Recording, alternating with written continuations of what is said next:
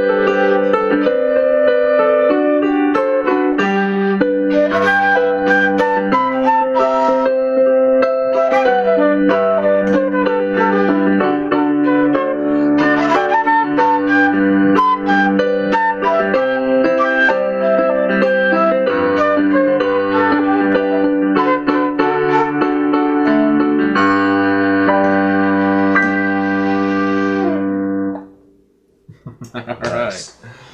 Great. So in this video, we're having a look at doing a little bit more advanced techniques. So we've created a 4-chord structure instead of a 2-chord structure. And simply all that is we're just expanding out how much language we have to work with. And we're playing at a bit of a faster tempo. And we added in one more element, which is sort of trading who's leading the melody. Now in this case, we're just improvising the duets. So there isn't a melody that we've learned, but we're just working inside of a key. So we started out by, I was playing a melody and Kenny was playing the accompanist role. And then in the middle of it, you may have caught it, I kind of looked over at him and gave him the old nod, your turn to go. And I switched over and was playing the chord tones. And then Kenny was taking a solo, and then at the end we switched back. And these little cues, they don't have to be big jumping up and down like, hey, kind of thing. If you're listening and looking, you can kind of just give a quick little nod. And the next time you're watching a concert, either on video or in person, you'll catch it. You'll see that musicians are looking at each other and kind of nodding.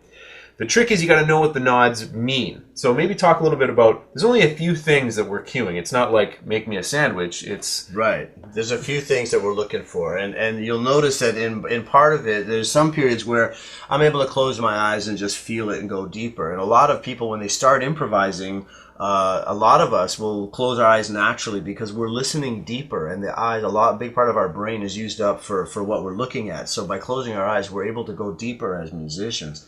I think that what I learned as a younger player was to not always keep my eyes closed, because then someone might be trying to say, hey, we got to stop the song because, I got to go to the bathroom or something, or we got to stop the song because, I'm late for dinner and mom's making turkey tonight or something.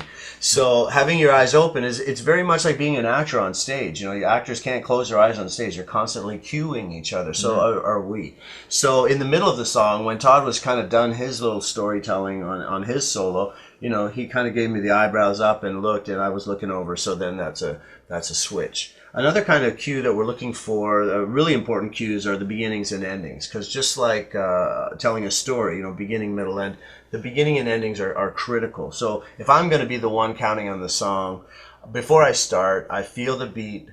And then before I even feel the beat, I check in with the players in my band. If it's just Todd, does he look ready? Is he watching me? Or is he like getting a sip of water still? And if you have a bigger band, you want them to see that you got eye contact with every player.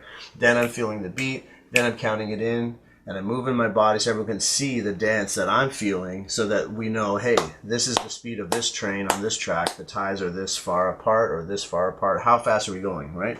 So those are a couple things. Beginning and the ending as well. Sometimes, the train comes slow into the station. So if it's like 2, 3, 4, 1, 2, 3. So now you see I'm nodding my head, and you can do so much with cueing your body, how you're leaning into gravity, and that's really how we signal to each other. How much are you slowing down? How fast are you slowing down? Yeah.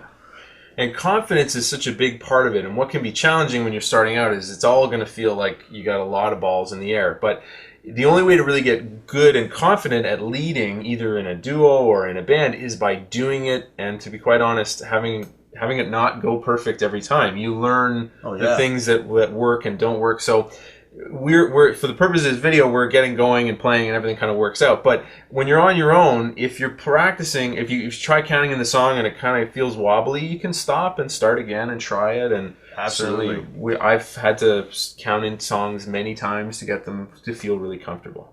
There's a thing that happens where you get lost. Like you notice when I took my solo, I went from the G chord and then I went to the D chord right away instead of the C chord, right? So again, that used to make me really panic, but really what it's like now is as if my car of the train went off onto a sidetrack for a while, and Todd stayed on the main track. He, you know, and he knew that, hey, that's supposed to be a C chord. I know what track I'm on.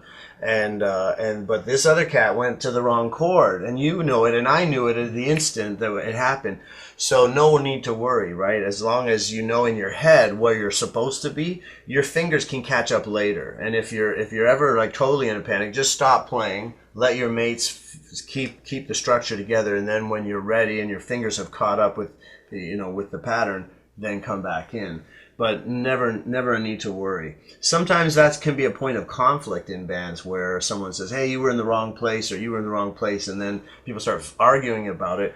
It just takes time and practice and patience with each other. You know, say, let's start it again from the beginning. Yeah. You know? And also noticing the difference between some mistakes happen every now and again. If it's happening in the same place every time, you can always stop and go, hey, what's happening here? Like, I think we're supposed to be on this chord. But notice the difference, because we all make mistakes, but if there's a structural problem, then you always want to stop and sort it out.